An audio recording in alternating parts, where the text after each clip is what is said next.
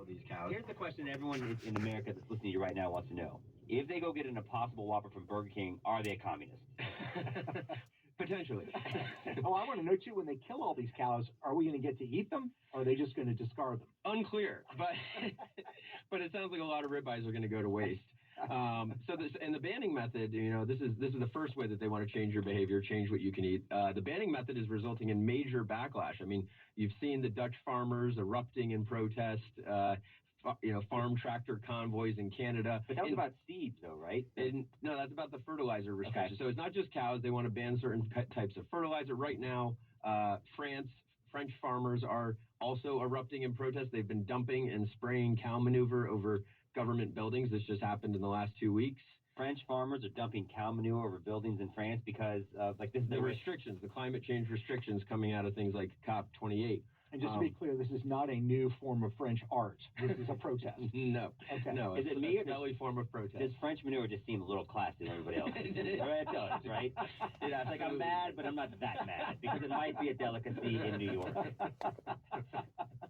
Yeah.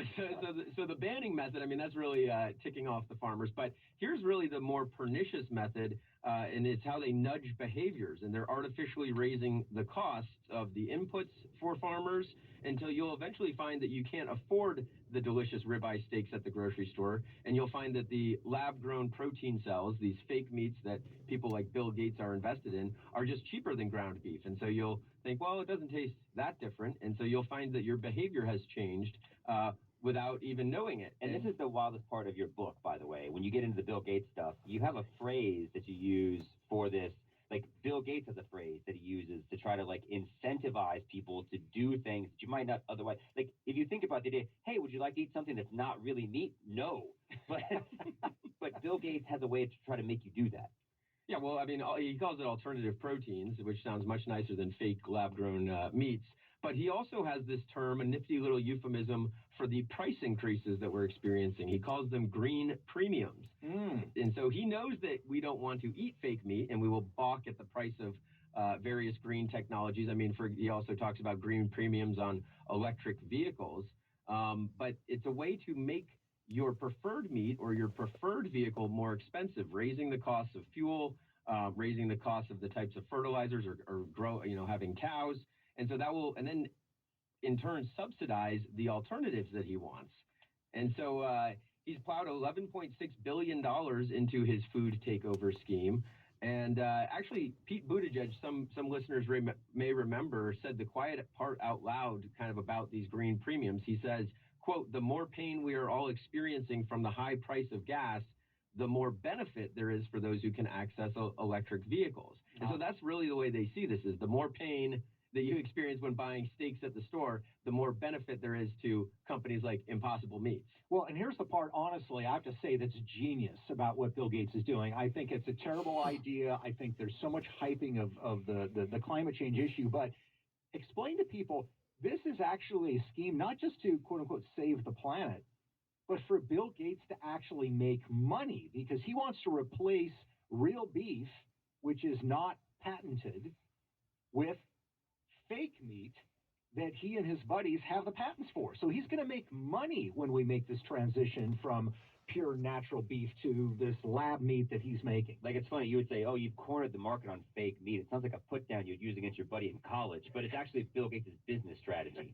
It's exactly right. And he's doing it, and he and the other Controlagarcs are doing it across a variety of industries, not just food. And so I get into the book, like, the number one goal of the Controlagarcs, besides making money, is to take power away from, and this would be organizations like, in the, COP28 or the United Nations. The number one goal they have is to take power away from countries and citizens, Americans like you and me, and transfer that power to international institutions that they control.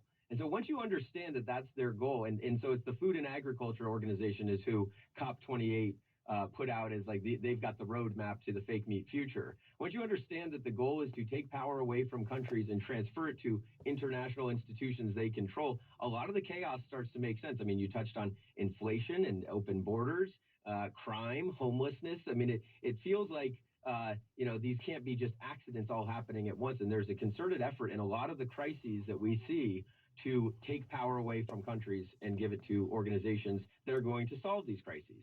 Well, and here's the thing. Seamus backs all of this up, not with opinion, not with somebody else's opinion, but with hard facts. He's gone through the corporate records. He's gone through the histories. His book is Controlagarcs, the subtitle Exposing the Billionaire Class, Their Secret Deals, and the Globalist Plot to Dominate Your Life. I would highly recommend you pick it up. This is one of the defining issues we are going to face.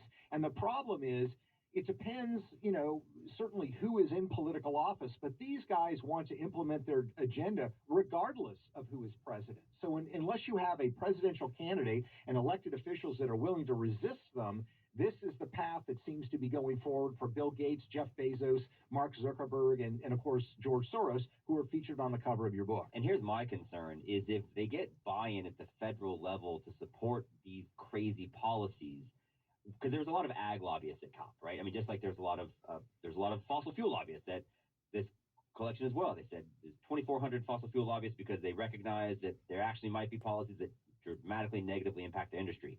But you're also now seeing some of these oil and gas companies start to get into things like carbon capture, right? So you're moving away from doing the things that made them very successful businesses. There's a lot of ag lobbyists at COP. Do we actually think if the money's there that the ag companies start moving away from things like traditional agriculture and moving more towards these things, and they become part of the solution, quote unquote, because it makes them money if they're going to actively disincentivize the things they've done before? I mean, yeah, that's exactly right. It's the big, powerful farm companies. It's not your average, Joe farmer, down the road. It's big Monsanto-like, Cargill-like, multinational corporations and their lobbyists who are taking control of the agriculture industry and putting the smallholder farmers out of business. And so just ask any farmer you may know if their business has gotten more or less profitable since climate change became public enemy number one. It's gotten less profitable. Generation-owned farms are going out of business, left and right, and they're getting bought up. And that's why Bill Gates is buying all this farmland, is he's making it compliant with the new regulations that are coming out of events like COP28. And so he's got the solution to your problems. You didn't know you had problems, but Bill Gates has got the solution. Which is why French farmers are flinging feces all over the place. Yeah, exactly right. Well, this highlights a truism that we have found at GAI over and over again occurs in American politics. The biggest lie is that big government hates big business. Big government loves big business. They would rather deal with a couple of large, powerful ag firms than deal with 100,000 medium-sized farmers, because it's a lot more complicated. And by the way, if you work for the government, if you work at the ag department, you may want to go work for one of these companies. You may want to go work for Bill Gates. You're going to make a lot more money doing that than trying to become a farmer yourself. So this is a reinforcing cycle within big government and big business. They're not enemies.